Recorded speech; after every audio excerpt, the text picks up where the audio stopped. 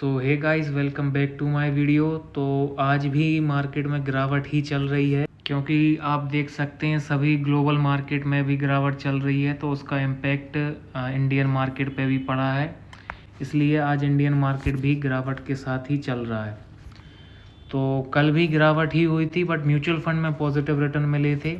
ये देख सकते हैं वन डे में 9,000 के रिटर्न मिले हैं, और इसी के साथ टोटल 69,000 के लगभग टोटल रिटर्न हो चुके हैं। XIRR 148 का हो चुका है। ये देख सकते हैं किस फंड ने कितने टोटल रिटर्न दिए हैं। ये देख सकते हैं सबसे ज़्यादा निप्पॉन ने रिटर्न दिए हैं। उसके बाद डे चेंजेस देख सकते हैं, सभी ने बढ़िया रिटर्न दिए हैं। सबसे ज़्यादा रिटर्न भी निप्पॉन ने ही दिए हैं। उसके बाद XIRR देख सकते हैं, XIRR सबसे ज़्यादा मोतीलाल का है।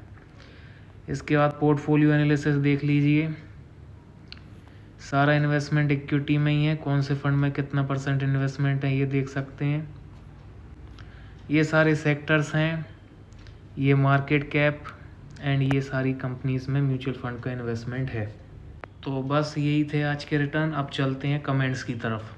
तो पहला कमेंट है, my portfolio review sir please. Nippon India small cap 2000, axis small cap 2000, SBI small cap 2000, HDFC mid cap 2000, ICICI blue chip 1000, HDFC top 100 fund 1000। 15 से 20 साल के लिए इन्वेस्ट कर रहे हैं, और सर कौन सा फंड को बढ़ाना है और कौन सा घटाना है, प्लीज़ मैं कंफ्यूज हूँ। तो देखिए भाई, 15 से 20 साल के लिए आप इन्वेस्ट कर रहे हैं तो आंखें बंद करके स्मॉल कैप और मिड कैप की तरफ फोकस करिए। ये जो दो लार्ज कैप आप पकड़े हुए हैं इनको हटा दीजिए। ICICI ब्लू चिप और HDFC टॉप 100 फंड, ये दोनों लार्ज कैप हैं, इनको आप बिल्कुल हटा दीजिए। लार्ज कैप उनके लिए अच्छी हैं जो शॉर्ट टर्म के लिए इन्वेस्टमेंट कर रहे हैं 5-6 साल के लिए, उनके लिए लार्ज कैप सही है। लेकिन आप 15 से 20 साल के लिए कर रहे हैं तो आंखें बंद करके स्मॉल कैप और मिड कैप की तरफ फोकस करिए। इनका भी जो लार्ज कैप का इन्वेस्टमेंट है वो भी स्मॉल और मिड कैप में डाल दीजिए।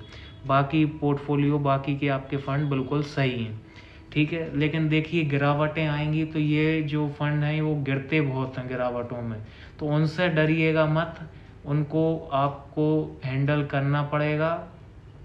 उनसे अगर आप डर गए तो फिर दिक्कत हो गई है ना। तो गिरावटें आए तो डरना नहीं है, बल्कि गिरावटों में और पैसे डालना है, इस चीज़ का आप ध्यान रखिएगा। अभी देखिए, 15 से 20 साल आप इन्वेस्टमेंट कर रहे हैं, इस टाइम में आप बहुत फेजेस देखेंगे। काफ़ी फेज़ ऐसे आते हैं जब 1-1, 1.5 साल मार्केट चलता नहीं है, कंसोलिडेट होता रहता है। तो ऐसे फेजेस से डरिएगा मत। अच्छे लोग उसमें पेशेंस खो देते हैं, बट अपन को ऐसा नहीं करना है। 15 से 20 साल इन्वेस्टमेंट का सोचा है तो करना ही है ना। भले ही 1-1.5 साल मार्केट ना चले, लेकिन जब वो चलेगा तो पूरे 1-1.5 साल की कसर पूरी कर देगा। तो ऐसे फेजेस भी आपको देखने मिलेंगे। अभी कोविड के बाद से बड़ी गिरावट देखी ही नहीं है, लगातार मार्केट चढ़ता जा रहा है। लेकिन जब बड़ी गिरावट आती है तो अच्छे लोग डर जाते हैं। अपन को डरना नहीं है, अपन को टिके रहना है। जैसे ही मार्केट रिकवरी लेगा, वो सारी की सारी जो गिरावट और कंसोलिडेशन होगा वो सब की पूर्ति कर देगा। इसलिए अपन का काम है कि टिके रहना है। कैसे ही फेज़ आए अपन को टिके रहना है। बहुत पैसे बनाएंगे आप 15 से 20 साल में। स्मॉल कैप और मिड कैप पे फोकस रखिए, बाकी बिल्कुल सही है आपका। बस ये लार्ज कैप को हटा दीजिए, ठीक। उसके बाद ऑल इन वन भाई पूछ रहे हैं कि 250 की SIP कर रहे हैं। Nippon small cap 1000, Nippon multi cap 500, Aditya Birla PSU 500, grow total market index 500। 5 साल के लिए करना है, चेंज करूं या नहीं। तो देखिए, 5 साल के लिए मैं समझता हूँ स्मॉल कैप को नहीं रखना चाहिए। अगर आप रिस्क ले सकते हैं तो ठीक है, रख लीजिए 5 साल के लिए। वैसे जनरली 6-7 साल से ऊपर के लिए मैं सजेस्ट करता हूँ स्मॉल कैप। बाकी रखना चाहते हैं तो आप रख लीजिए। निप्पॉन मल्टी कैप 5 साल के लिए बिल्कुल सही है।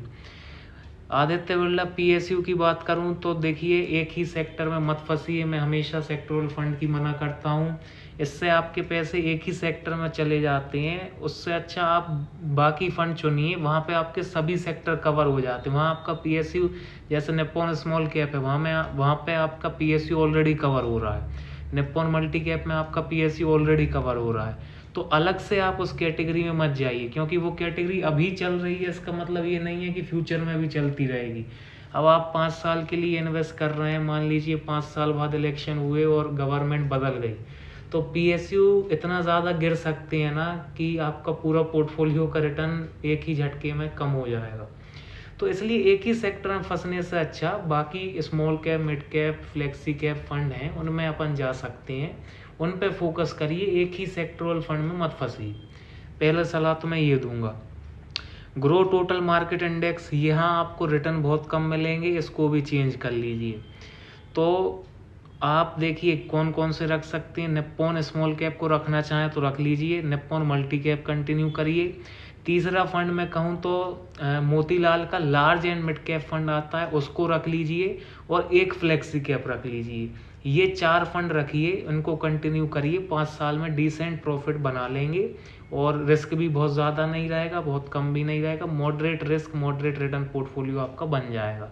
ठीक है, आई होप आपको समझ में आ गया होगा। उसके बाद यूज़र भाई पूछ रहे हैं कि मिड कैप पर वीडियो बनाइए, कौन सा बेस्ट है, मोतीलाल मिड कैप, HDFC या क्वांट। ठीक है भाई, इस पर मैं बहुत जल्द एक वीडियो बना दूंगा। उसके बाद अंजन डे पूछ रहे हैं कि भाई क्वांट फंड का हालत इतना ख़राब क्यों हो रहा है, ना के बराबर रिटर्न आ रहे हैं 2-3 महीने से, SIP पॉज करके रखूं कि कंटिन्यू करूं। भाई SIP बिल्कुल कंटिन्यू करिए, पॉज नहीं करना है। क्वांट के रिटर्न कम इसलिए आ रहे हैं क्योंकि पिछले महीने सेबी ने इस पर फ्रंट रनिंग के चार्जेस लगाए थे, 1 महीना हो चुका है। इसकी वजह से क्या हुआ ना कि लोगों ने इसमें से काफ़ी सारा फंड को रिडीम कर लिया, और बाकी इस पे चार्जेस लगे थे, इसकी वजह से ये जो स्टॉक पकड़ा हुआ था उसमें थोड़ी बहुत गिरावट हो गई। तो इसी की वजह से इसके रिटर्न्स भी कम, और बाकी कुछ टाइम से आप देख ही रहे हैं कि मार्केट भी गिरावट ही चल रही है, मार्केट में भी। तो इसी वजह से इसके रिटर्न हाल फिलहाल थोड़े कम हुए हैं, बट चिंता की कोई दिक्कत नहीं है, आने वाले 2-4 महीनों में वो सब कवर कर लेगा। तो इन्वेस्टमेंट आपको कंटिन्यू रखना है, वो बंद नहीं करना है। ठीक, तो आई होप आपके सवालों के जवाब मिल गए होंगे। वीडियो को लाइक कर दीजिए, चैनल सब्सक्राइब कर दीजिए। मिलते हैं नेक्स्ट वीडियो में।